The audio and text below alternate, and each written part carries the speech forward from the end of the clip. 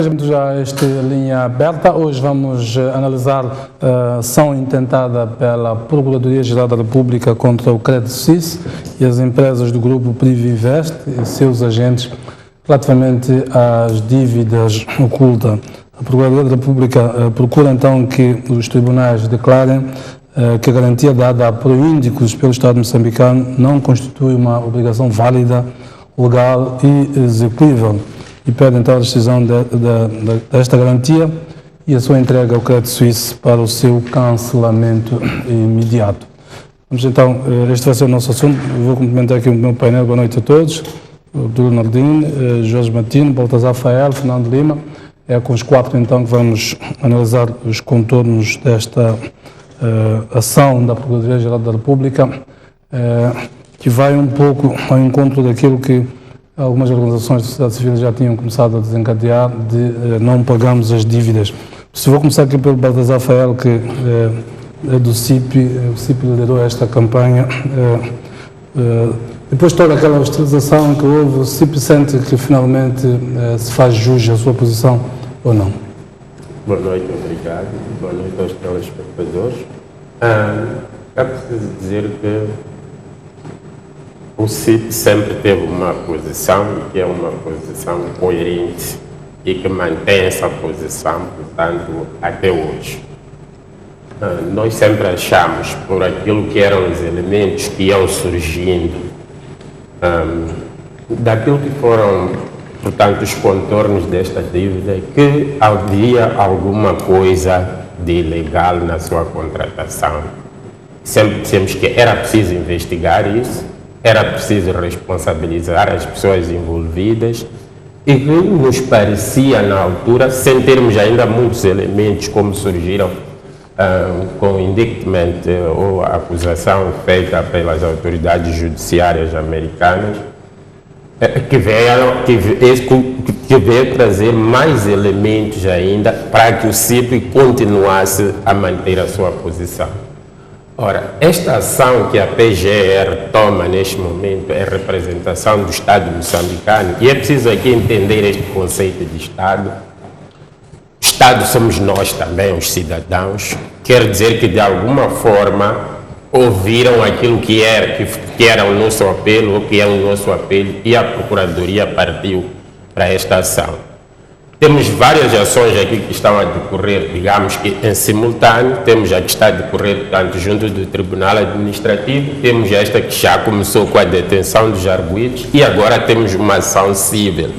Penso que, no fundo, o puzzle vai se compondo, porque, de fato, é preciso aqui todo tipo de responsabilidade que possa existir neste processo seja, portanto, assagado àqueles que estiveram envolvidos, portanto, neste processo ilegal de contratação da dívida. Então, em termos resumidos, podemos dizer que o CIP até agora está satisfeito por aquilo que a Procuradoria-Geral da República está neste momento a fazer e esperamos que este tipo de ações seja de fato uma escola, no sentido de que não devemos permitir que este tipo de atos aconteçam e que a nossa Procuradoria, desde o princípio, devia, na nossa ótica, ter sido mais arrojada, porque o que está a acontecer é que só desde janeiro, este processo é de 2015, mas só desde janeiro de 2019, praticamente, é que começamos a ver este tipo de Manuel Chang, e começamos a ver este tipo de ações. Já volto a ser Rafael. Jorge Matino representa o Fundo de Monitoria e Orçamento, também é uma organização que se bateu profundamente para que o Governo declarasse, portanto, que não pagava estas dívidas. Pergunto-lhe, esta ação de declaração de nulidade destas dívidas por parte da Procuradoria da República, tanto a Procuradoria-Geral da República enquanto representante do Estado, é a posição também do Estado de que não paga. Sentem que a vossa luta está a valer a pena? Boa noite aos telespectadores. Em primeiro lugar, pensamos nós de que ainda não temos, por exemplo, não sabemos o conteúdo da acusação que o governo, que a Procuradoria da República levou ao Tribunal de Londres. Então, também não sabemos se o que inclui, qual é a robustez da ação que a Procuradoria da República está a levar lá, mas estamos, podemos dizer assim, estamos encorajados pelo facto de nós já no dia 5 de fevereiro, quando fomos dar entrada à segunda petição em relação às dívidas da Proíndico e da MAM, também informamos ao público e à imprensa que iríamos também avançar para uma ação internacional, que também inclui a petição internacional, não é? E também íamos pedir à autoridade regulatória em Londres para poder investigar. Então, o que nós pensamos com esta ação, apesar de não conhecer o conteúdo, pensamos que abre um precedente importante na percepção pública sobre qual é o interesse do governo em relação a este processo. Até agora vimos o governo que reagia bastante defensiva, não tomava muitas ações que visavam a transparência do caso, e isso levantava várias especulações com o público. Penso que este é um momento importante para que nós, como FMO, possamos continuar encorajados para pressionar as autoridades competentes para tal. O que também chamamos a atenção sobre este caso é que ainda temos dois eventos importantes, não é? Internacionalmente, além dos eventos que aqui os meus colegas do painel, o Baltazar falou, temos a reunião com os credores, não é? Muito brevemente, temos a visita do FMI cá e temos o Spring Meeting do FMI. Então penso que aqui esta ação do governo também visa, acima de tudo, criar contexto, não é? para poder se posicionar desculpa a redundância, numa posição melhor que a anterior, que levou para as negociações com os credores e com outros intervenientes. Fernando Lima, boa noite também. Qual é o alcance desta ação intentada, alcance político, desta ação intentada pela Procuradoria-Geral da República, atendendo a todas as modificações que nós verificamos nas posições do governo, pelo menos das posições dos vários representantes do governo que deram cara para este movimento, o Ministro das Finanças, o Primeiro-Ministro, dentro do Partido Frelimo, havia ali uma correlação de forças nem sempre clara, pelo menos nem sempre favorável à ideia de vamos olhar para este problema como ele é e escrutiná-lo. Eu olhei sempre isto como um problema que tinha a ver com a responsabilização das pessoas, nunca na perspectiva, pelo menos publicamente, de uma ação de anulação, declaração da nulidade destas dívidas. O que é que isto quer dizer? Vingou esta corrente dentro do Partido Frelimo ou não? Bem, boa noite. Quer-me parecer que o Partido Frelimo foi liberto pela justiça norte-americana, porque é a partir de ação de Nova Iorque que se desencadeiam todas estas outras ações, eventualmente, inclusivamente, poderemos vir a assistir a outras iniciativas. Mas como o Jorge e o Baltazar já aqui disseram, Moçambique neste momento está a jogar em muitos tabuleiros. É como se estivéssemos aqui num caso de academia em que os mestres e os assistentes vão lançando novas premissas que é para os grupos de trabalho irem analisando as diferentes componentes do problema. E nós temos eleições em Moçambique, temos fações dentro do Partido Frelimo, temos titulares de cargos públicos que eventualmente terão que responder por esta problemática, temos atores internacionais e instituições internacionais que neste momento estão a ser colocadas em causa e também me quer parecer muito importante, e há muito que a Frelimo e o governo de Moçambique não fazia isto, Moçambique de algum modo reaproxima-se da comunidade internacional questionando a justeza ou a leviandade de que duas instituições de crédito internacionais poderosas concederam a Moçambique este crédito. Em que condições isto foi feito? Situação que desde o princípio era contestada e que se contestava o facto de Moçambique não responder positivamente a estas questões. Claro que isto vale o que vale, mas é mais importante Moçambique estar do lado da campanha de Jubilee, estar do lado da esquerda política internacional, do que estar ao lado de mercenários que dizem que resolvem o problema de Cabo Delgado em 9 meses, ou de aventureiros libaneses, que foram eles que venderam os tais de barcos que até agora não vimos atuar. Agora, há muitas contradições também no seio disto. Por exemplo, na mesma semana que temos a ação em Londres, há uma campanha publicitária destas companhias que achávamos que estavam defuntas.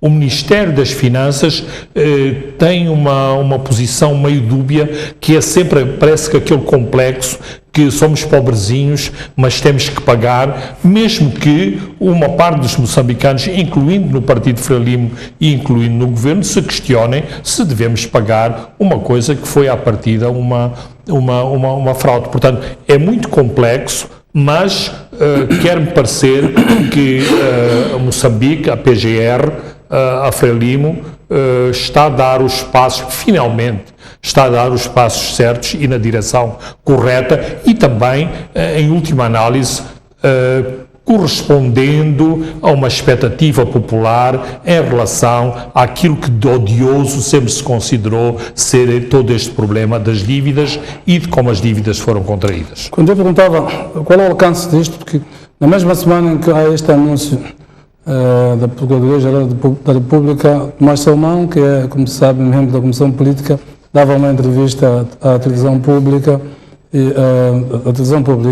e a Notícias, em que dizia que é preciso renegociar com os credores, os bancos, enfim. Não, isto já são outros problemas. Por exemplo, vemos na ação de Londres, fala-se da MAM, da garantia da MAM e da Proíndigos. Não se falam das obrigações, dos títulos obrigacionistas da Ematum. Fala-se do Crédito Suíço, não se fala do VTB. Portanto, há aqui muitas nuances. Por exemplo, não há uma ação crime, há uma ação comercial. Portanto, isto já são, digamos, pormenores em relação à própria ação que foi intentada em Londres. Deixa-me aqui introduzir o Nordino, boa noite, também. São vários puzzles, como se diz, há uma ação numa jurisdição administrativa, numa jurisdição penal, e agora surge de esta ação, que é uma ação declarativa, portanto, de âmbito civil, como se disse. Quais são as possibilidades reais do sucesso deste tipo de ação? A sua experiência como jurista, normalmente este tipo de ações leva muito tempo, ainda se pode ir a uma ação executiva, sobretudo envolvendo várias jurisdições internacionais, vários ordenamentos jurídicos.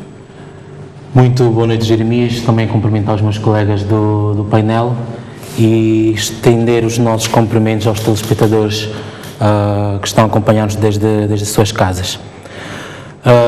Primeiro, é importante fazermos algumas ressalvas, porque não temos conhecimento real deste processo. Estamos a falar do direito inglês, não temos conhecimento aprofundado sobre o direito inglês. Os contratos que estiveram em causa neste processo também não tivemos acesso, mas logo a priori nós achamos que esta ação tem pernas para andar. Pernas para andar porquê? Porque a nível do direito dos contratos internacional, a corrupção é o elemento essencial para desencadear mecanismos de anulação deste tipo de contratos. No entanto, fala-se tanto da PGR, ação que a PGR moveu contra o Crédito Suíço.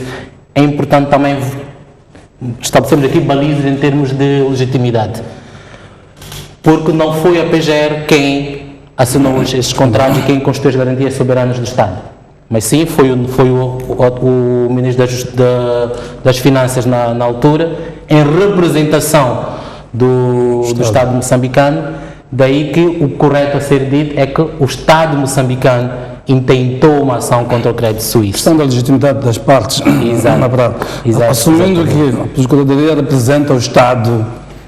Pois. Bem, é que neste processo nem poderíamos falar que a Procuradoria representa o Estado, porque, tratando-se de uma ação de caráter civil, nós queremos assumir que o Estado moçambicano despiu da sua soberania. Pois. Ou seja, Para fazê-lo como um particular, nesse caso. exatamente isso. Assumiu-se perante o tribunal inglês como um particular e, para tal, com certeza contratou advogados, e que o papel preponderante da Procuradoria neste processo será acompanhar a par e passo todos os procedimentos que vierem a ser desencadeados pelos advogados que estão a representar o Estado moçambicano neste processo. Indo ao fundo da questão, se o Estado moçambicano tem possibilidades de ter um Estado positivo nesta ação, nós julgamos que sim, porém, mediante algumas ações internas que devem ser desencadeadas.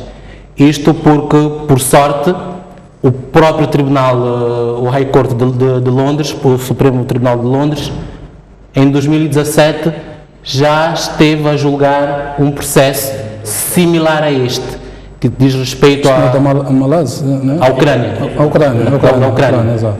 E analisando todo o processo, temos o cuidado de analisar todo o processo e vemos que as convergências são inúmeras. No entanto, vem a divergir exatamente no aspecto que veio fazer com que o Supremo Tribunal de Londres não pudesse decidir a favor da Ucrânia. Quais foram os aspectos? Primeiro, porque o governo ucraniano reconheceu a dívida. Segundo, porque a dívida dos 3 bilhões contraídos pela Ucrânia foi lançada na conta geral do Estado. Então, é aqui o ponto de divergência com Moçambique. Então, é uma oportunidade sui generis para nós olharmos para o caso precedente, porque o sistema da Common Law funciona assim. Olham para casos precedentes para poderem decidir no futuro. Então, este é um caso sui generis que nós podemos nos apegar para conseguirmos obter um bom resultado. Para tal, é aquilo que a gente falava, temos que desencadear ações internas com vista, primeiro, a Assembleia da República deve revogar a resolução que aprovou. No caso da Matum. Sim, que aprovou e que aprovou as contas e que lançou essa dívida no Orçamento do Estado. Segundo, o Conselho Constitucional também deve tomar posição. Tomar posição é que as dívidas são ilegais e inconstitucionais. Isto, vamos reparar, quando o assunto começou a ser despoletado, foi criada a Comissão Parlamentar de Inquérito, e cujo resultado qual foi? Que as dívidas são ilegais, porém, deixamos os poréns, são ilegais. Diziam, porém, temos que pagar, mas a questão base chegaram à conclusão que as dívidas são ilegais. O relatório da Kroll também chegou à mesma conclusão, que as dívidas são ilegais. Não foram seguidos os procedimentos. Exatamente. O Tribunal Administrativo idem. No entanto, a Assembleia da República veio a aprovar através da resolução, se não falha a memória, acho que é 10/2017, de 29 de dezembro.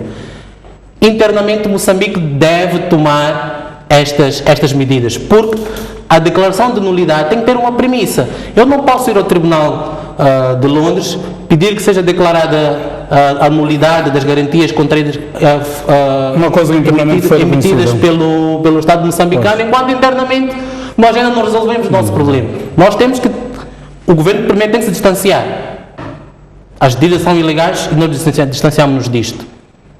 O Conselho Constitucional declara a inconstitucionalidade da resolução feita pela Assembleia da República, incluindo este órgão também revogar a sua resolução. E com isto nós já temos, a nível interno, a declaração de nulidade, que nos permitirá mostrar junto do Tribunal londrino que, a nível do Estado moçambicano, é unânime e é consensual que estas dívidas não foram contraídas dentro dos parâmetros legalmente consagrados.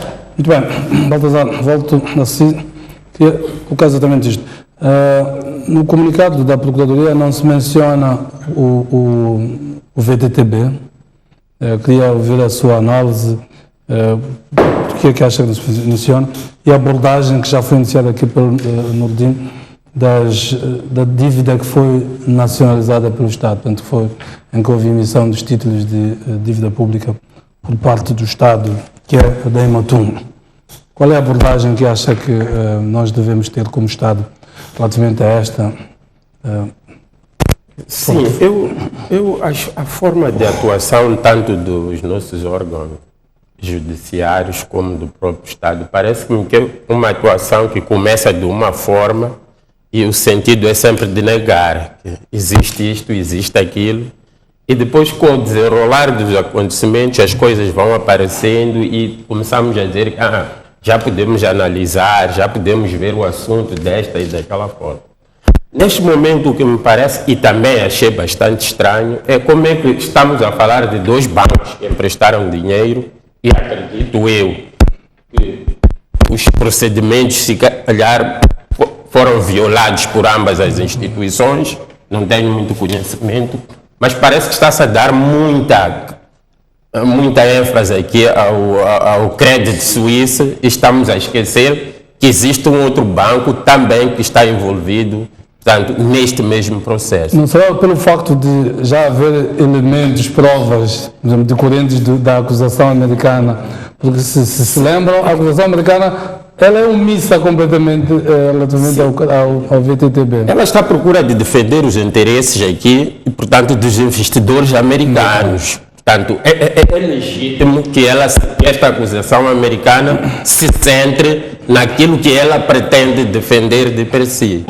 Agora, a questão que deve ficar aqui é como é que nós incluímos no mesmo pacote, não é possível, claramente, mas como é que nós vamos buscar o VTB também de modo a que ele assuma aquilo que são as suas responsabilidades?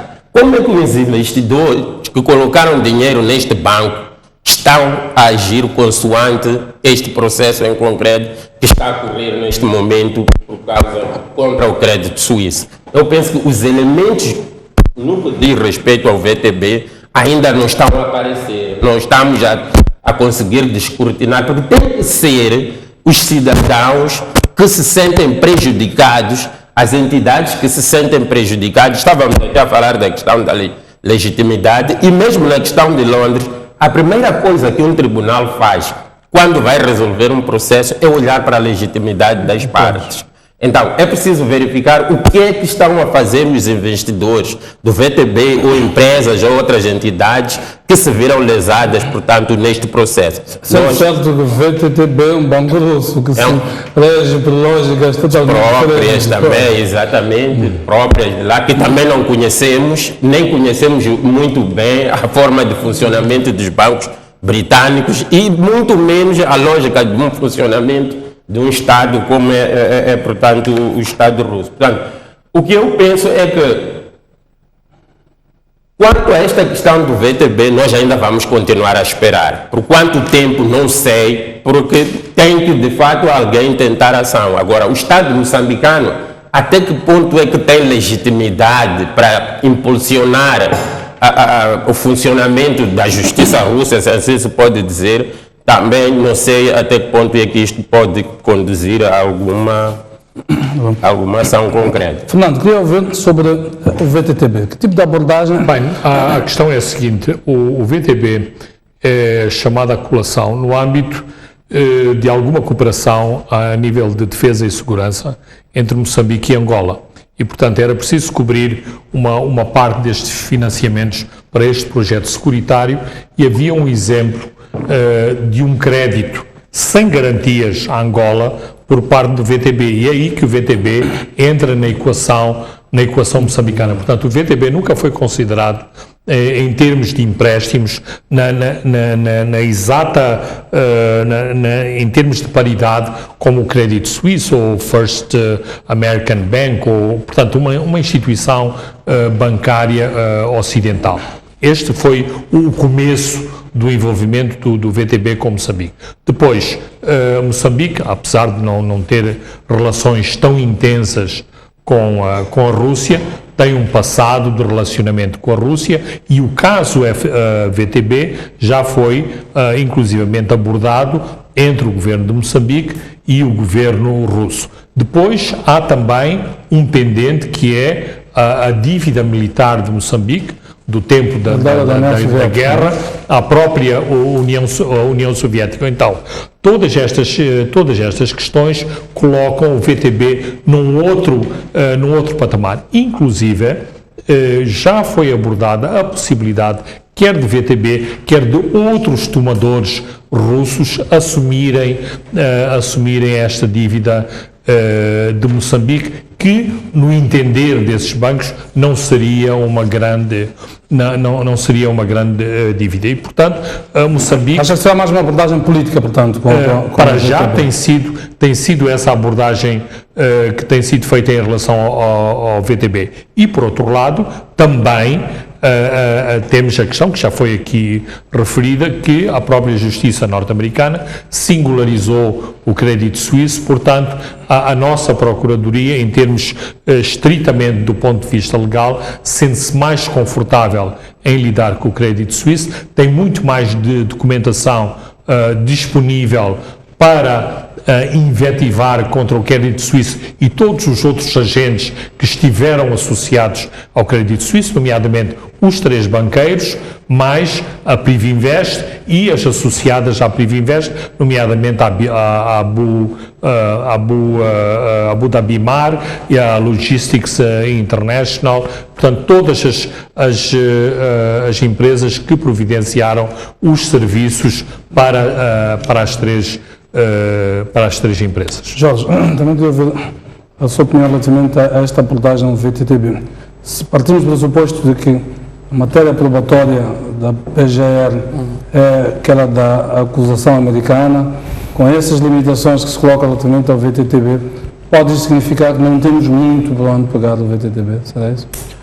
Eu penso que não, tenho uma opinião diferente. Eu penso que em termos mesmo em termos políticos, não penso que há de haver muita mais força política do governo ou as entidades moçambicanas pedirem a anulação das dívidas, deixando o VTB de lado. Eu penso que aquilo tudo vai num único pacote.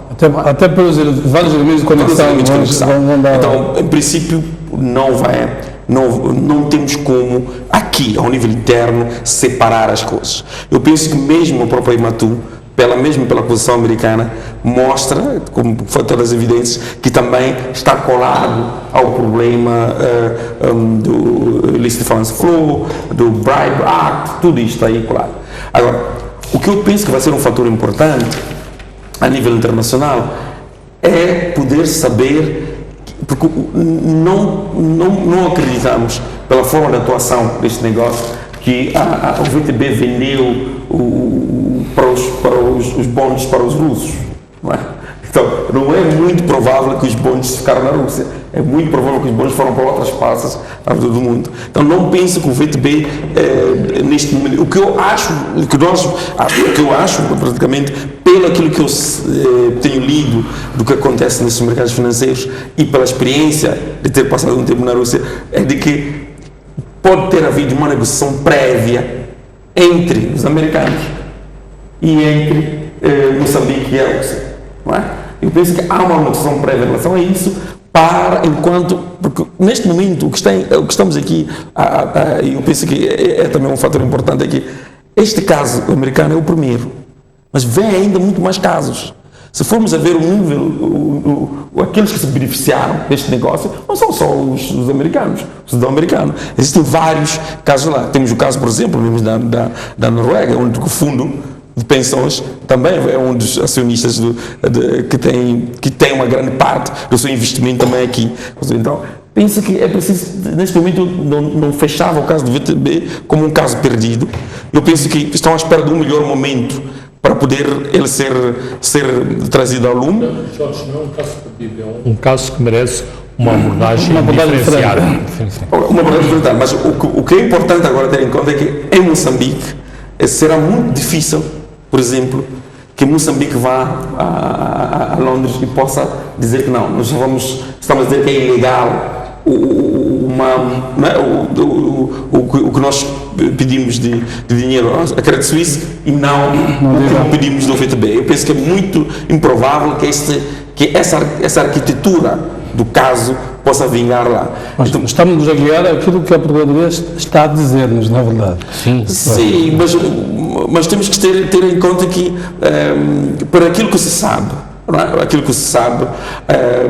mesmo do caso só em colação, mesmo da ação da Procuradoria para a África do Sul, aquilo que se sabe nos meios é de que não é assim tão forte em termos da preparação do que se pretende. Eu acho que a Procuradoria o que fez neste momento é agir muito rapidamente e ao longo do processo vai juntando outros dados que vão aparecendo. Não pense que neste momento ela tem todos os dados disponíveis, também porque o caso do América ainda não está naquela fase quente do que se espera que possa produzir maior número de evidências que possa informar o caso aqui.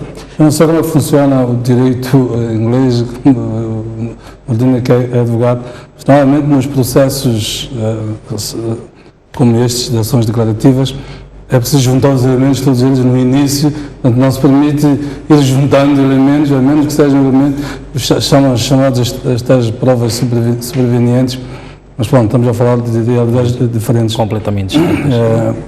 E portanto é difícil comparar. Mas voltando assim, eu tinha colocado a questão da dívida soberana, o Martinho já tinha começado a responder, mas também queria introduzir mais um aspecto. Ainda esta semana passada, o Dr. Benjamin Alfredo escreveu um artigo sobre uma cláusula que está nestes contratos, o tal cross default, portanto, que na prática permite que o credor vai executar o avalista diretamente a partir da altura em que há falta neste caso do devedor. O alcance diz, normalmente há um instituto no direito das obrigações que deixa benefício à exclusão. Permite que, portanto, o avalista se proteja, diga, só depois de executar o devedor é que vem executar a mim.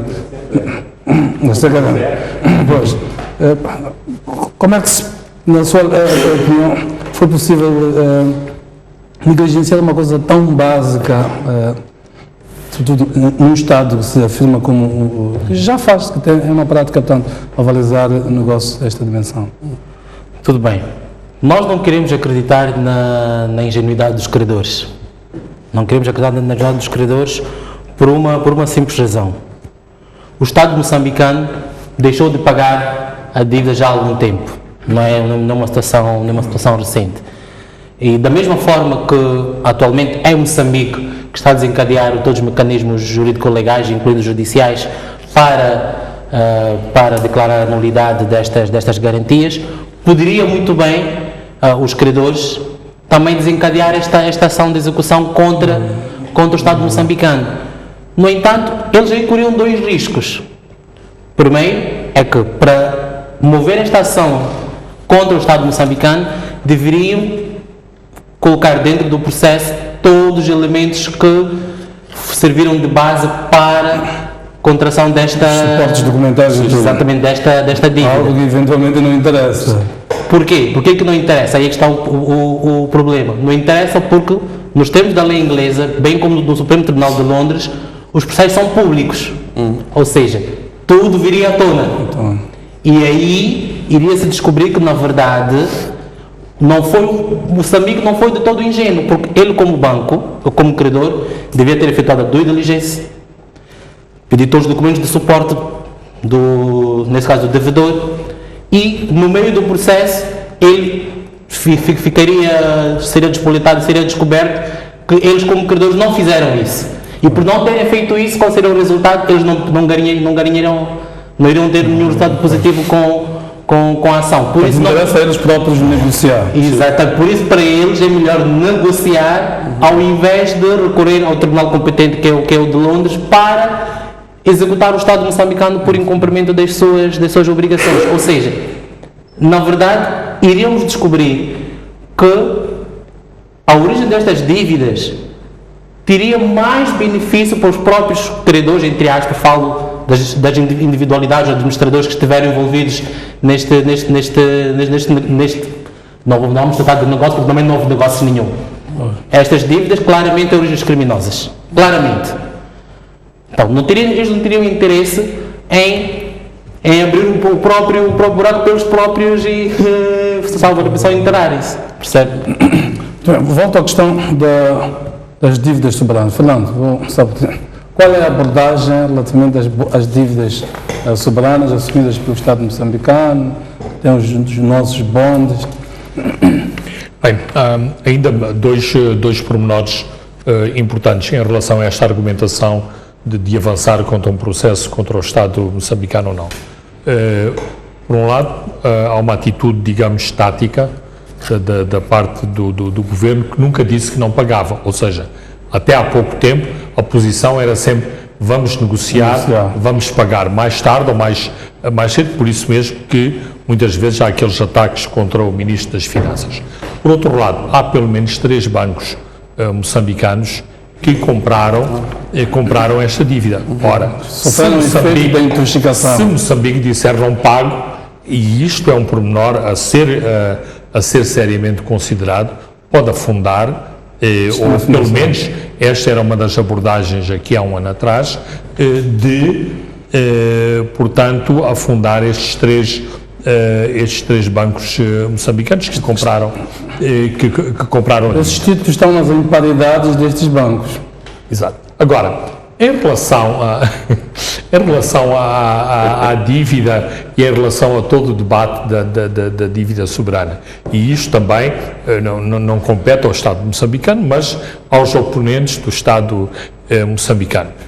Este assunto é muito complexo, porque é assim, e como o próprio Ministro das Finanças já argumentou, não sei se fazendo de advogado do diabo ou não, dizer o seguinte, mas este governo que agora põe em causa estas dívidas não era o mesmo governo que contraiu as dívidas anteriores, por isso é que é preciso aquelas nuances todas em termos de Tribunal Administrativo, Parlamento, Conselho Constitucional, ou separar os agentes do Estado do próprio Estado, ou seja, aqueles agentes do Estado agiram ou não como representantes do Estado. Em princípio agiram. Então, quem são estas pessoas? Mais, mesmo em termos... Para o Estado exercer o direito de regresso. Não é? Exato. Mesmo em termos de, digamos, não vou dizer chicana política, mas de argumentação legal, a defesa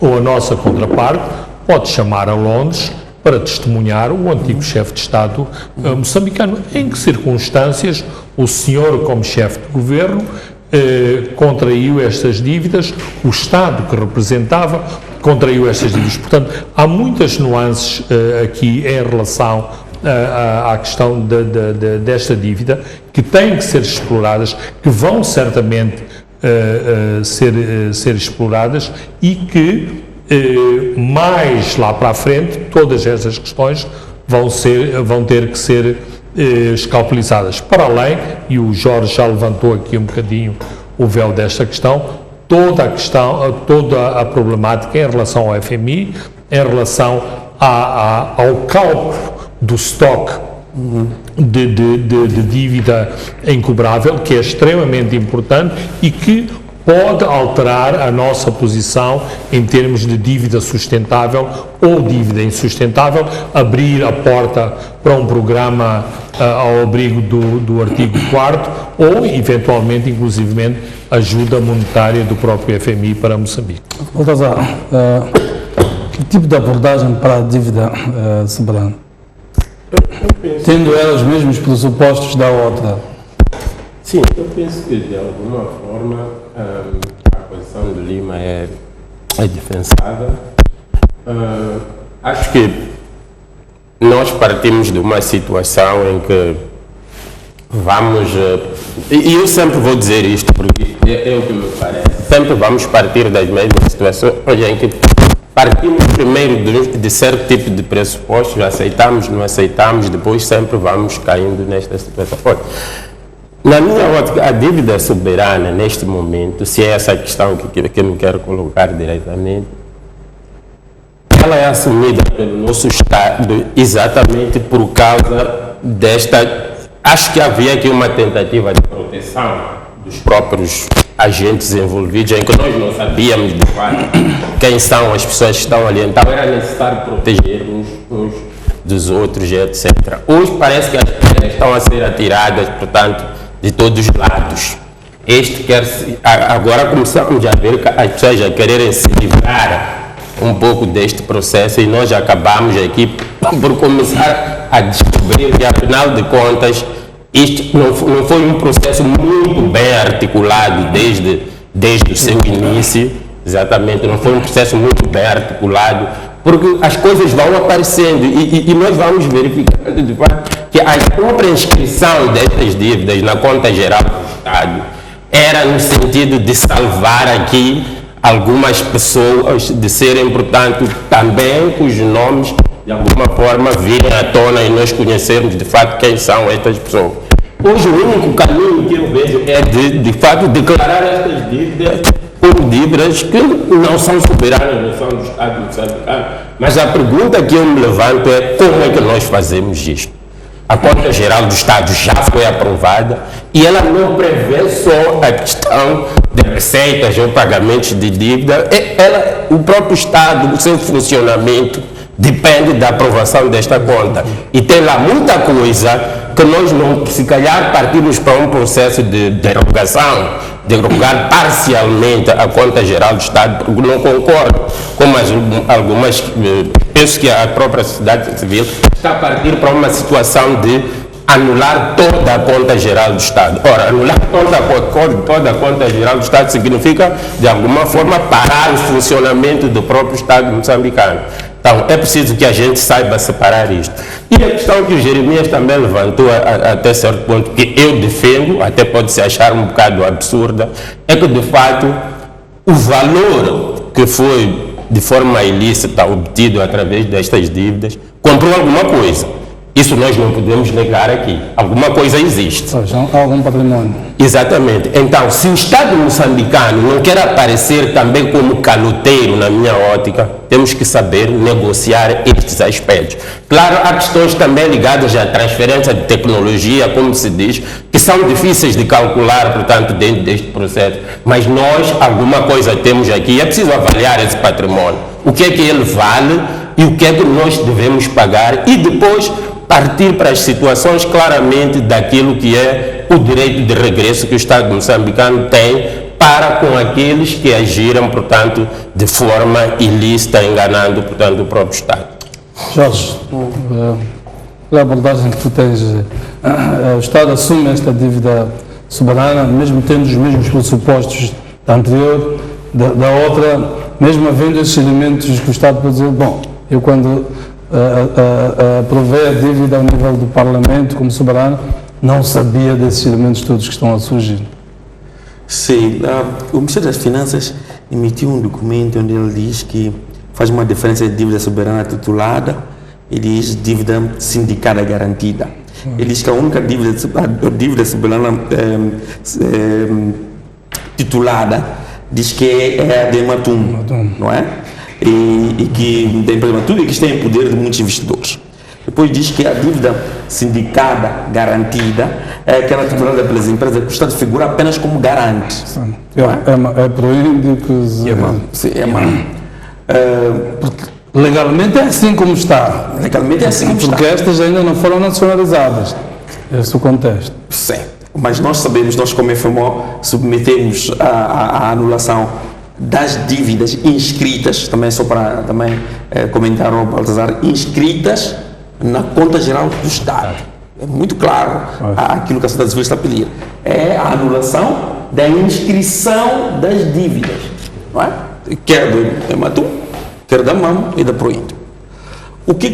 A pergunta em termos de o que o Estado deve ou não assumir está muito claro. Primeiro, o inquérito parlamentar, é muito claro que aquilo foi feito sobre um negócio que lesou o Estado e que foi por cima da lei, que passou por cima das leis, quer o ACRO, quer hoje também, se formos a ver a ação que a Procuradoria-Geral da República está a levar em relação aos arguidos agora, quer a questão nos Estados Unidos. O que é importante aqui adicionar neste caso é de que, falando mesmo sobre o que o Estado pode ter ganho daquilo, as coisas que receber, eu não sei se lembram-se do inquérito parlamentar. O que diz também o próprio Ministério da Defesa em relação na sede do inquérito parlamentar? Dos 500 milhões. Ele diz claramente que não sabe de onde estão essas coisas, nunca viu. Isso está transcrito no inquérito parlamentar. Então, todo este exercício de dizer que não, o Estado tem que assumir alguma coisa, é que quer o próprio Parlamento não tem, na sede do inquérito parlamentar, não foi capaz de poder se distinguir ou contabilizar ou registrar aquilo que claramente teve o benefício do Estado. E isto não se conseguiu provar em sede do inquérito parlamentar. Então, penso que aqui há muito mais evidências de este assunto. Estamos todos a puxar para que não seja tão grave, mas esse assunto não há como se pegar, de encaixar, que não seja uma vontade política, porque legalmente se esgotaram todas as formas legais que o Estado tinha de legalizar as dívidas. Não é possível fazer. Agora, é verdade que nos próximos tempos vamos assistir esta grande luta, não é? Entre os órgãos do Estado. Falamos do Ministério da Defesa, falamos das empresas, porque também é um outro fator importante, não sei se lembram, é que grande parte, mesmo o governo foi unânime em afirmar que estas eram dívidas privadas, das empresas. Não é? Então, hoje em dia, é muito difícil hoje dizer, não, eram das empresas, mas as empresas depois as empresas acabaram criando uma secção às empresas, essa empresa pertence a uma secção ao Estado, outra empresa, de todas as alegações que o governo colocou à mesa para poder proteger este negócio, hoje vai em contramão a essas posições. O Neto tinha já levantado esses para nos clarificar. Na lógica de quem pode mais, pode menos. Quem aprovou pode reprovar, não sei se é esse o termo, ou seja, reconsiderar.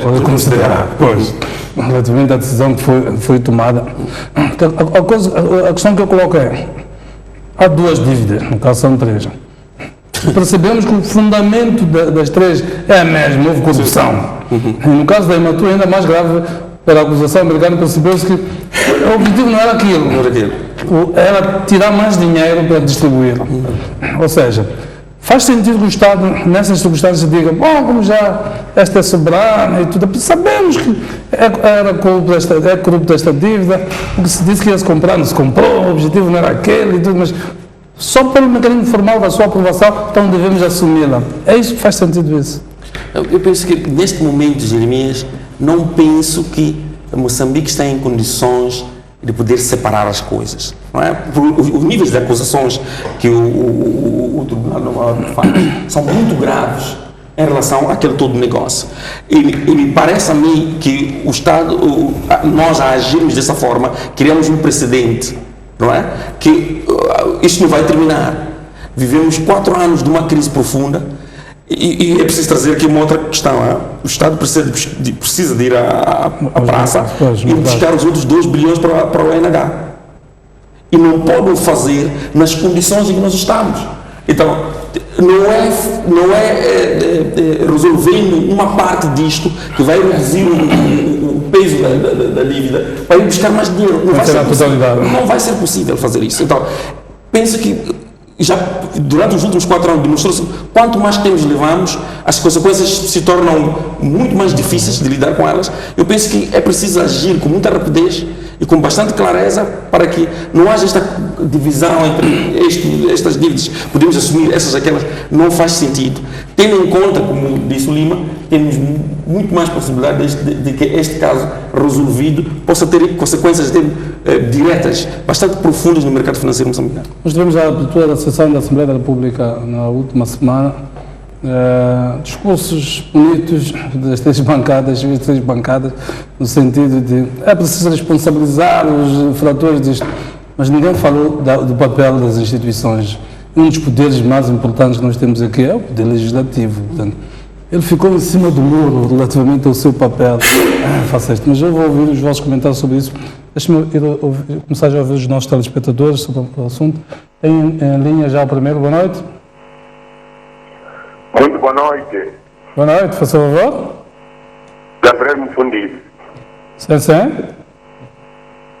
Na minha opinião, como esse dinheiro não vem todo o dinheiro aqui em Moçambique, espalhou pelo mundo, o nosso governo, através da justiça, deve negociar com esses de dinheiro, que tiraram dinheiro de qualquer maneira, tentando dar do Moçambique, enquanto o dinheiro acabou por ficar lá nos bancos deles. Então o governo, ou o nosso governo, deve negociar para não pagar dívida. Porque o dinheiro você pode recuperar porque está lá nos países deles. A gente também pode ter vindo outro dinheiro, mas muito dinheiro ficou lá nos países deles. Então o nosso país, como governo, como Estado moçambicano, tem que negociar que não paga a dívida. Tem que recuperar esse dinheiro que andou espalhado em todo o mundo. Muito obrigado. Muito obrigado pela participação, Sr. Gabriel Mfundice. Quase uma obrigação o Gabriel Mfundice ligado ao programa. Mas, eu tinha passado a palavra, tomar o fio que já tinha começado a desenvolver sobre a questão das dívidas soberanas. Bem, o Estado moçambicano tem que deixar de ser tímido. Vamos também deixar de lançar pedras ao Estado. É verdade que alguma coisa está a ser feita, mas devemos deixar a timidez. Eu vou interromper-vos muitas vezes nesta altura. Vou encontrar o Sr. Romão, falamos a partir da Matala. Boa noite. Alô, boa noite. Boa noite, por favor. Sim, pronto. Eu quero dar um contributo em relação ao tema em debate. Dizer que isso me parece que o governo do dia estava a tratar esse assunto da dívida como se estivesse uma estrela vermelha.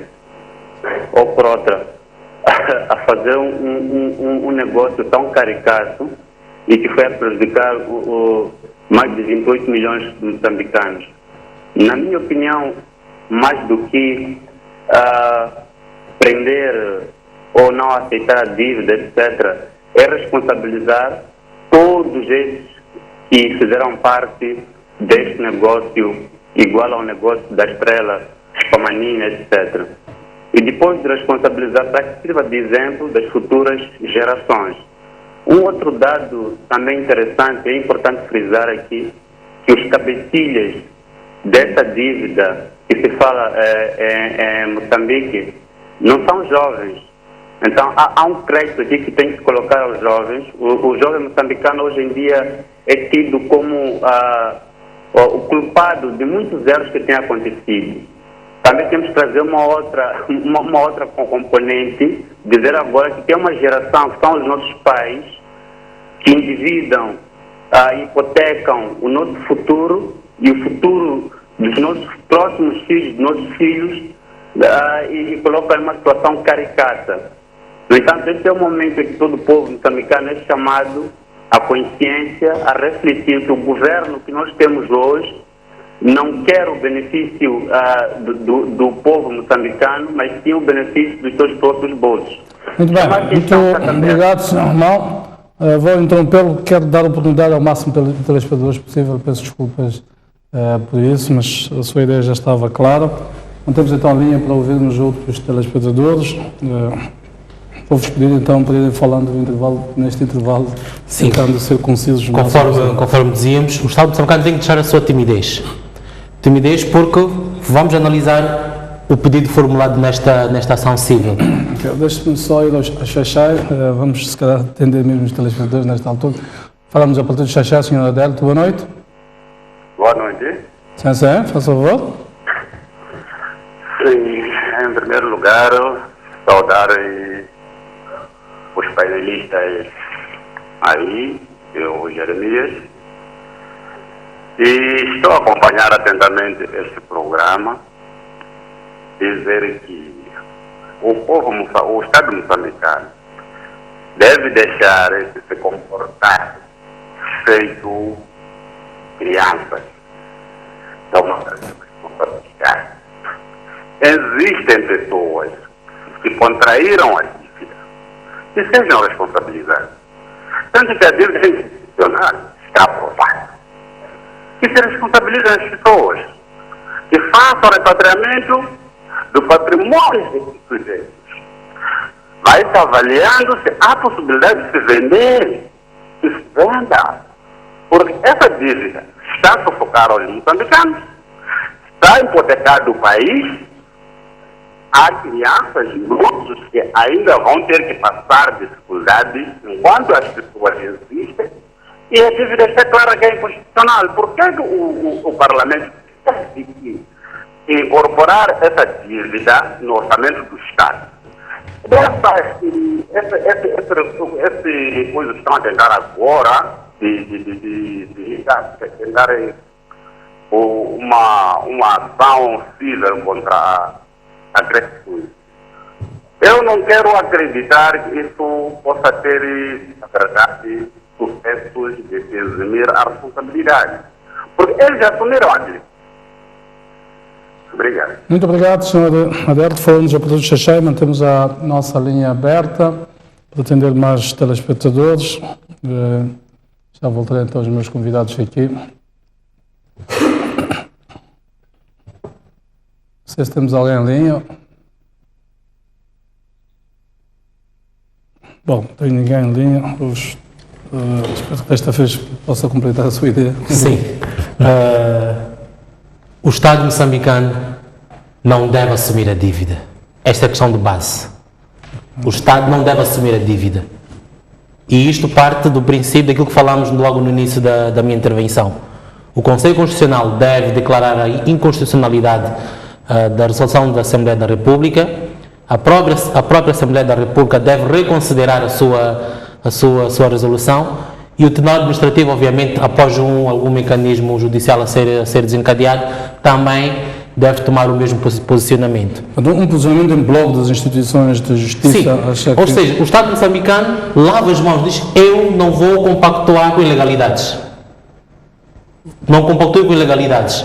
Não compactuo com dinheiro que foi usado foi tido como origens criminosas. Percebe? Então, em bloco toma-se essa decisão e facilita a nossa, ou seja, facilita o processo do Estado moçambicano. No entanto, não é suficiente. Não é suficiente, tendo em atenção a ação civil intentada pelo Estado moçambicano. As ações civis têm, a responsabilidade civil tem um pressuposto. É de deixar o lesado na situação em que ele se encontrava antes de sofrer o dano. Agora, nem que o Estado moçambicano não pague os 2,2 bilhões, será que a dívida ser anulada e estaremos nas mesmas condições em que estávamos em 2013 e 2014, em que o metical desvalorizou, infraestruturas deixaram de ser construídas, empresas fecharam? Muito bem. Relativamente a isso, a Procuradora diz que pede uma ação de danos de direito comum e uma compensação. É um comunicado muito... Sim, é isso. Deixe-me só ir a Gorongosa atender um telespectador. Falamos tão longe. Boa noite. Boa noite. Boa noite. Faça favor. Como é que está? Sim, faça favor. Boa noite. Sim, faça favor. Estamos a ouvi-lo. Sim. Muito boa noite. Eu queria contribuir com a ideia ali do um grande amigo Lima. Faça favor. Alô? Faça favor, estamos a ouvir. Sim. Estou a ouvir um pouco não. Baixa. Bom, acho que o telespectador não nos está a ouvir, ou não está atento. Agora tem a indicação de que a linha caiu. Se estiver a acompanhar-nos, então já sabe, pode insistir, telefonar. Mas dizia então? Sim. Então, dizíamos, em termos do pedido formulado pelo Estado moçambicano, mostra-se insuficiente para os prejuízos que foram causados. Porque na vertente da responsabilidade civil há a questão dos lucros cessantes. Lucros cessantes, o que é? O que é que eu faria durante estes 4 anos se não tivesse acontecido esta dívida de origens criminosas? Ou seja, teria construído N escolas, N hospitais, N estabelecimentos penitenciários, infraestruturas disto e daquilo, mas qual foi a realidade? Empresas fecharam. Empregos perdidos. Empregos perdidos. Vou interromper de novo, deixe-me ir ao incondicional amado de Nampula. Boa noite. Boa noite. Boa noite, por favor. Sim, boa noite. Sim, boa noite, estamos a ouvir. Pode falar? Sim. A minha contribuição relativamente ao assunto em questão, sim, eu diria que o Estado moçambicano dá mais ênfase ao crédito suíço, porque partem de um estudo que já foi feito, um bolo já preparado, tudo feito. Por essa razão, o Estado moçambicano imputa a responsabilidade ao crédito suíço, porque os dados já existem. Então, praticamente eu só juntou os dados e imputa a crédito suíço. E a dívida ser soberana, o Estado moçambicano não pode considerar a dívida como soberana, porque trata-se de uma dívida que totalmente viola a Constituição da República. Então, sendo esta como a lei mais, nós não podemos permitir que seja violada por qualquer cidadão que seja. E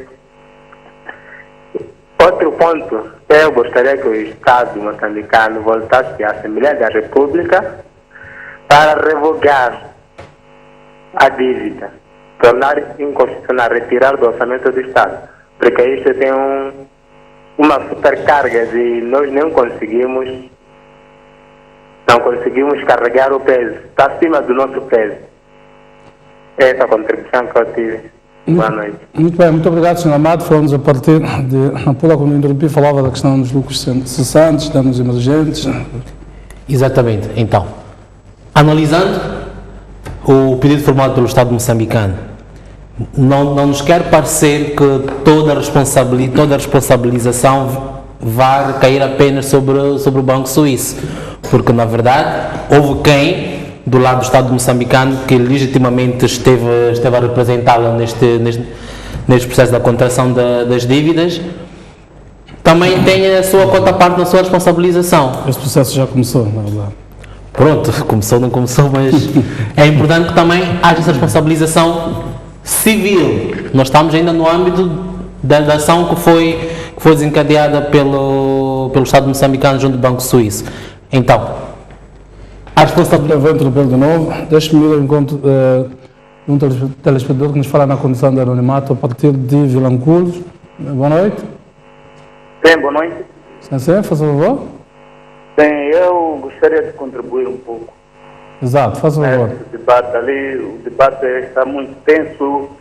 Eu penso que todo o povo está a acompanhar através da televisão, da TV. A minha preocupação é o seguinte, é que os próprios indivíduos do Conselho Constitucional, o Parlamento, aprovam a dívida com que base? Porque eles são os provedores da lei. Como é que isso acontece?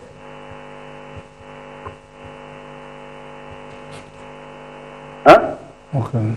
Não faz sentido.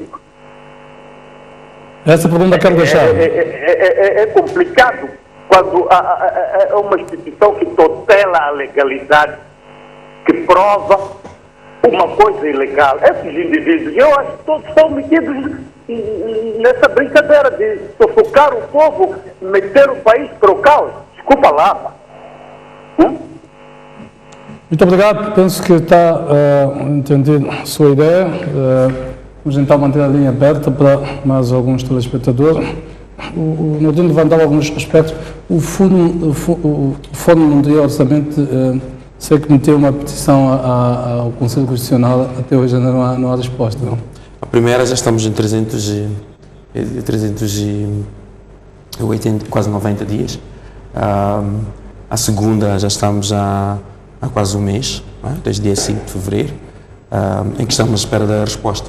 Portanto, a lei orgânica do Conselho Constitucional estava esmiuçada, não impõe prazos, pode ficar 5, 10, 15 anos sem responder. É essa timidez que o Estado tem que deixar de ter.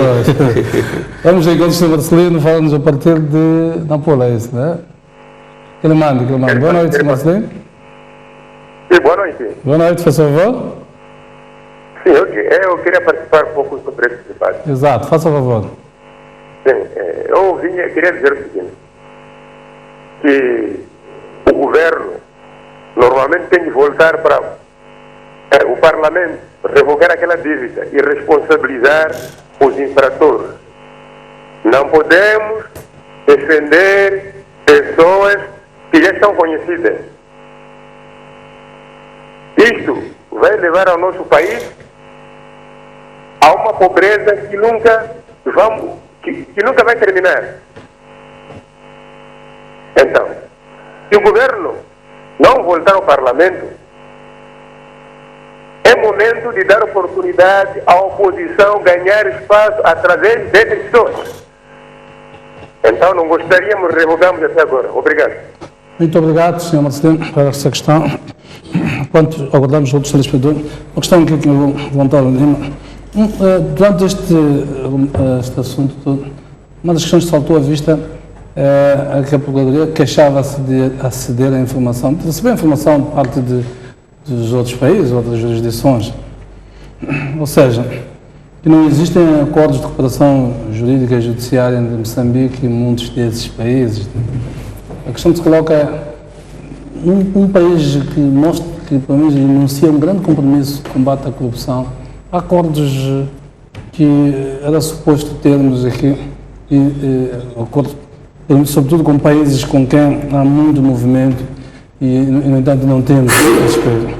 A Procuradoria queixa-se também, por exemplo, da questão da lei de recuperação de ativos. E mesmo que se recupere os ativos desta gente, o que é que se faz? Não há um mecanismo. Vou pedir os vossos comentários daqui a pouco.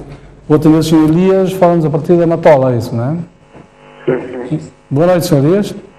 Boa noite. Tudo bem, Sr. Jeremias? Sim, faz favor. Aqui estamos a discutir uma coisa deste país que vamos em vão. Primeira coisa, as pessoas que aprovaram na Assembleia são maiorias.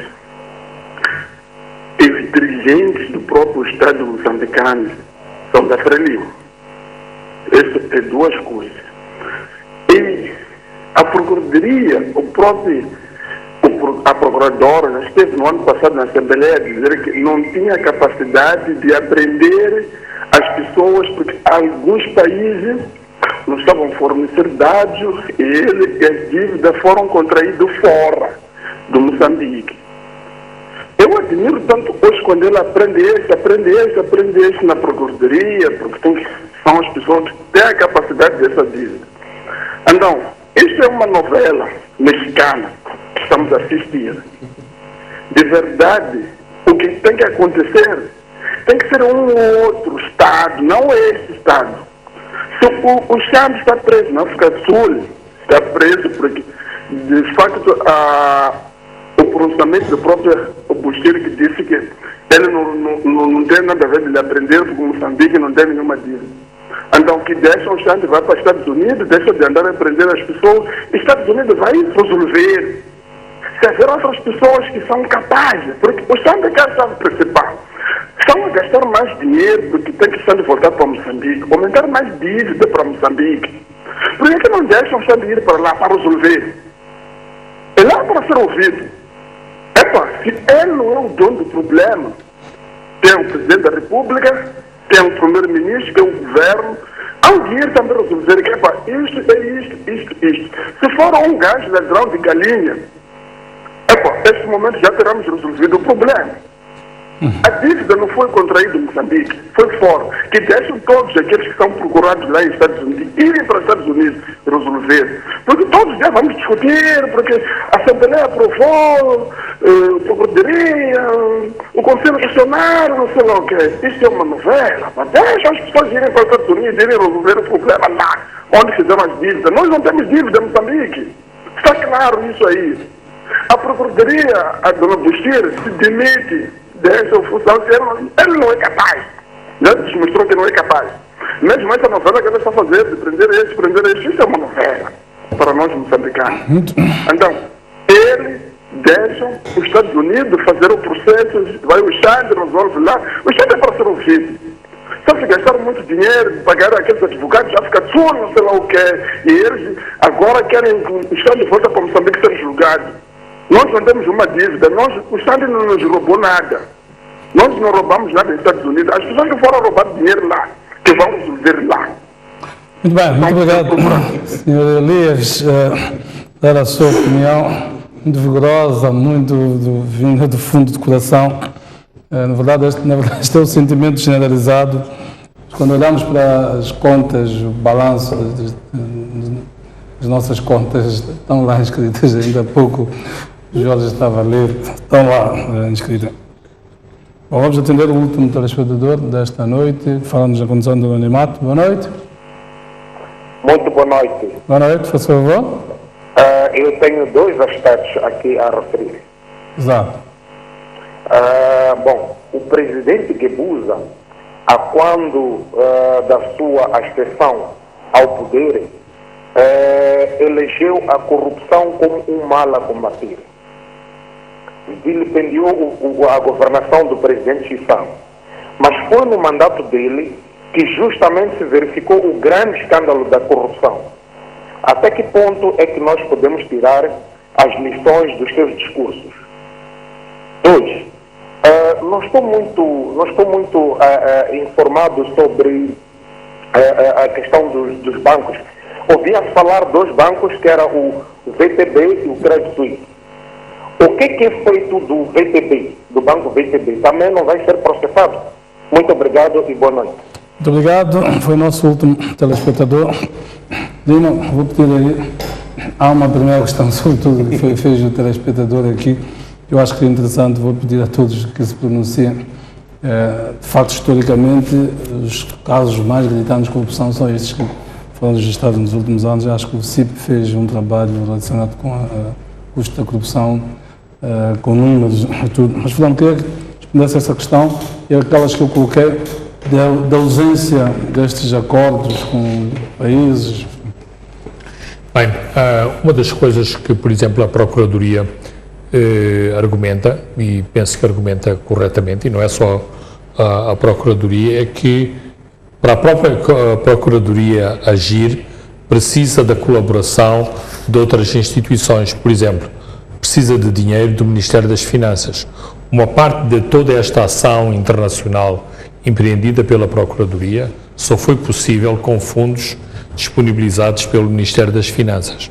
Outra parte, em termos de ação internacional, tem que a Procuradoria tem que interagir com o nosso Ministério dos Negócios Estrangeiros.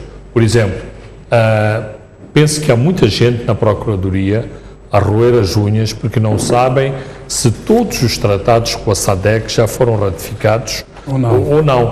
E não é a Procuradoria que aciona estes mecanismos. Há outras instituições que acionam estes mecanismos. Então, há problemas nossos, do nosso Estado e das suas instituições, de interagirem entre eles e depois tornam todas estas questões mais difíceis, mais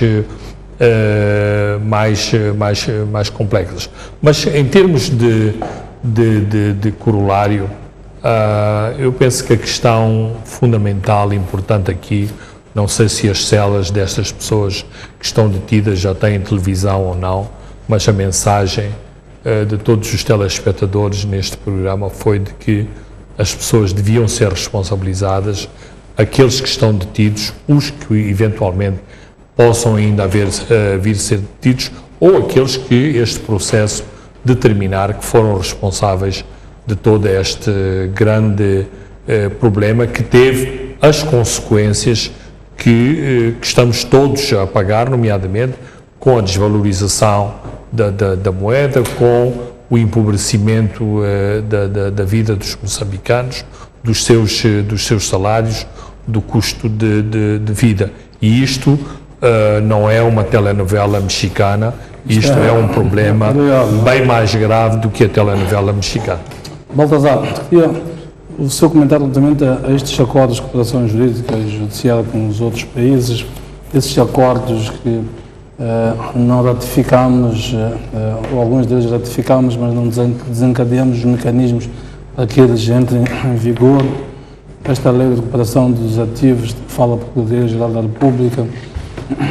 Este comentário sobre a corrupção no governo de Guebuza. Sim, é assim. A questão dos acordos de cooperação, na questão principalmente do combate à corrupção, ela é feita no âmbito da Convenção das Nações Unidas contra a Corrupção. Portanto, o que acontece é que estes acordos criam uma maior robustez na relação entre os Estados, em que eu posso exigir ao Estado que tem um acordo comigo a cooperar. Mas na falta destes acordos, a própria Convenção das Nações Unidas, é por isso que eu sempre estive contra alguns posicionamentos da Procuradora-Geral da República, quando ela diz que só pela falta dos acordos nós não conseguimos ir buscar a informação. O Estado pode acionar a Convenção das Nações Unidas porque o Estado é membro tanto das Nações Unidas e ratificou esta convenção e ela tem mecanismos próprios para suprir a falta destes acordos. Claro que eles dão maior robustez ao processo e é importante que nós, a partir desta experiência, comecemos de alguma forma a procurar ter acordos com os países em que os cidadãos moçambicanos, as instituições moçambicanas, portanto, mais se relacionam. Mas não podemos deixar de lado a Convenção das Nações Unidas, que é um instrumento importantíssimo em termos de cooperação internacional no combate à corrupção. A questão da recuperação de ativos. Olha, a Procuradora já começou há algum tempo a falar também, a solicitar que se produza uma lei e que se crie uma instituição com vista, portanto, à recuperação de ativos. Concordo com esta posição. Por exemplo, no Brasil tem uma figura que é extremamente importante, que nós, como vivemos copiando um pouco aquilo que acontece nos outros países, que é uma figura que eles chamam de arresto preventivo, em que mesmo não existindo ainda uma decisão judicial, né? Um processo aberto contra determinados indivíduos, os bens desses indivíduos suspeitos ainda são arrestados. No sentido de que tem isto, mais aquilo. Ela simples suspeita. Exatamente. Que é para quê? Que é para, no final do processo, não surgir a questão de irmos procurar formas de indemnizar o Estado ou um outro ente e quando chegamos lá já o patrimônio todo está dissipado. Portanto, temos claramente que avançar com isto. E há dias ainda, a Procuradoria veio dizer que nos últimos 10 anos houve 400 bilhões, qualquer coisa assim, e quando vamos ver o volume de recuperação, quer dizer, é extremamente irrisório e temos que fazer algo. Não sei se é através da lei que nós conseguimos avançar para estes aspectos. Quanto à questão que me coloca sobre os custos da corrupção, de fato, nos últimos 10 anos, segundo o estudo CIPO da governação de Armando Guebuza, isto situou-se em perdas para o Estado no valor de 4,9 a quase por aí 5 bilhões de dólares, portanto, americanos. Se calhar um pouco acima pela estimativa que se fez neste estudo daquilo que é também estimado por parte da Procuradoria-Geral da República. Então, são valores muito altos que, se nós formos a fazer os cálculos, serviriam de fato para fazer muita coisa para este país e que foram dissipados, porque de fato o compromisso que foi assumido pelo presidente Guebuza, depois vimos que não se confirmou e esta questão das dívidas foi, portanto, a gota que fez transbordar, portanto, o copo. Mas quero falar de um aspecto que estamos aqui também a falar assim de forma muito rápida, que é a questão de a Assembleia da República deve anular o governo deve anular. Eu penso que o órgão competente para decidir e com força obrigatória geral de cumprimento, tanto para a Assembleia da República como para o próprio governo, portanto, no sentido de agir, é o Conselho Constitucional. Está claro que depois do Conselho Constitucional decidir sobre a anulação ou não, em que sentido for a decisão do Conselho Constitucional, com o acórdão do Conselho Constitucional, já é possível ir à Assembleia da República e dizer, hajam neste sentido, porque existe um acórdão neste sentido. Não vai ser a Assembleia da República, não estou a ver a Assembleia da República. Pode dar um impulso processual, atendendo que um dos órgãos que pode precisamente ir ao Conselho Constitucional Exatamente, é mas a Assembleia da República. Mas é obrigatório que o Conselho Constitucional, neste processo, decida, porque os outros órgãos, claramente que não vão avançar sem esperar que este órgão, que no fundo o Conselho Constitucional é um tribunal constitucional, pelas competências que tem na própria lei, chega até a ser o mais alto órgão. Portanto, judicial neste país, se nós considerarmos por aquilo que são as suas competências, que está acima dos outros, de todos os outros tribunais. Então, é preciso que este órgão, de fato, haja para que os outros possam, tanto depois, dar o seguimento. Sem que isso aconteça, não estou a ver nem a Assembleia da República e nem o Governo a ir à Assembleia da República. Há o Presidente da República, que tem legitimidade para submeter à Assembleia da República, portanto, penso que são a iniciativa da Assembleia da República. À Procuradoria-Geral da República. O Governo também pode. O Governo, aos cidadãos. Há os cidadãos que já fizeram a sua parte. Já fizeram a sua parte e, portanto, qualquer um destes, pelo está ali na Constituição, tem força suficiente para obrigar a que haja um pronunciamento que seja. Exatamente. Jorge, queria ouvir as tuas notas sobre alguns aspectos que foram aqui levantados. Sim, eu penso que está mais que claro que a corrupção mostrou que tem consequências muito graves. Tá? Eu penso que este caso, por exemplo, é um caso, nós nunca não tínhamos a dimensão de que podíamos chegar a essa aliança entre os de dentro com o capital internacional. Este é um caso sui generis que mostra essa aliança, de como é um perigo para o Estado deixar que práticas internas assumam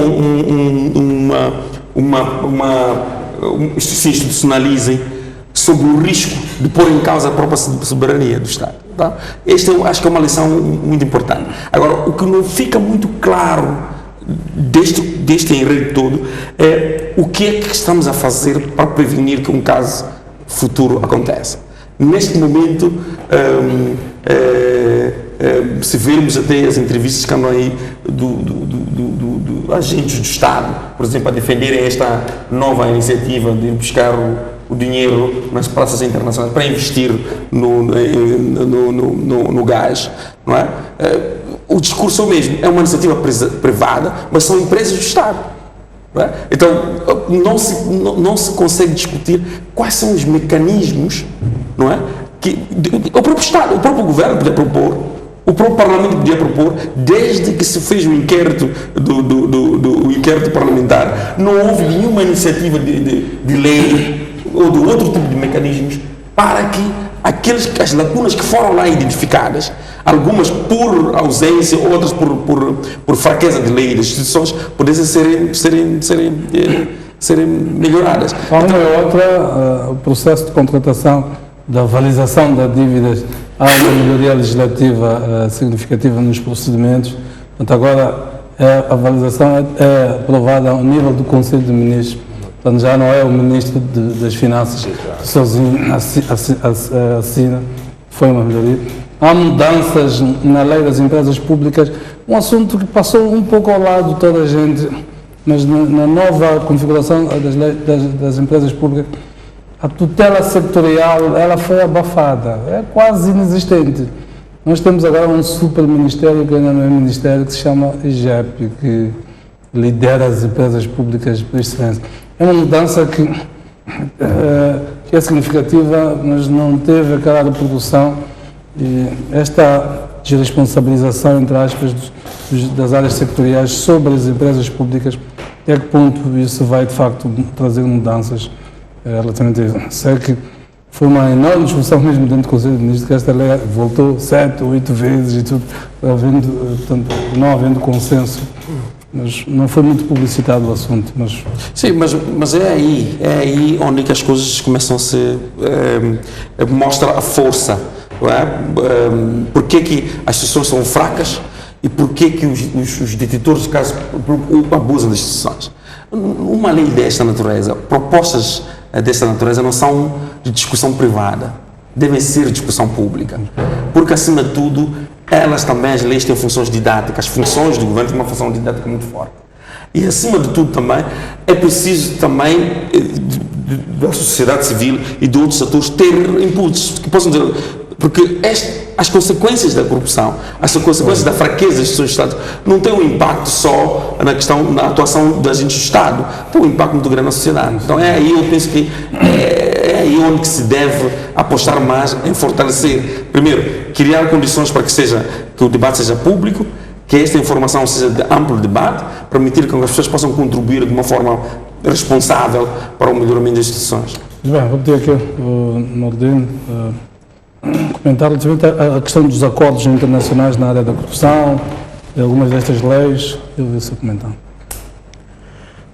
Pronto, é verdade, o meu colega painelista acabou se explicando de forma bastante exaustiva. A verdade é que a PGR não devia apenas ater-se ao facto dos acordos não terem entrado em vigor ou não terem sido ratificados.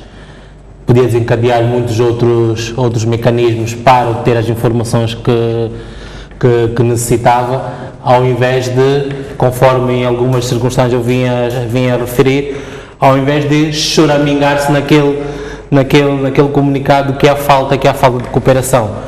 Pois quero entender que essa questão da falta de cooperação tem seus precedentes, ou seja, este não é o primeiro caso que Moçambique enfrenta a nível de cidadãos moçambicanos com crimes desta natureza cometidos no exterior e que nunca houve boa colaboração por parte das instituições da justiça de Moçambique, ou seja, as instituições estrangeiras perderam credibilidade com o Estado moçambicano. Daí a razão de sermos surpreendidos com a ação e com a nota acusatória do Tribunal de Nova Iorque, que veio despoletar esta gincana toda. Aproveitando também para tocar a questão do VBT, é exatamente isto. A PGR apenas usou os dados que lhe foram fornecidos pela nota acusatória do Tribunal norte-americano para poder desencadear todas estas outras ações que estão a ser levadas a cabo. No entanto, não devia acomodar-se nessa situação. O que está a fazer está a acomodar-se nessa situação, que estamos a fazer trabalho, tudo bem, mas não é suficiente. Há mais por ser feito. Aqui estamos a falar apenas de uma das dívidas. Há outras duas que ainda não estão aqui contempladas. Ao mesmo tempo, devem, de uma forma séria, desencadear todo tipo de mecanismos, porque pode, para conseguirmos obter também a declaração de nulidade destas outras duas dívidas. Por outro lado, espanta-nos também o porquê de apenas enverdarem pelo lado civil. Há condutos criminais.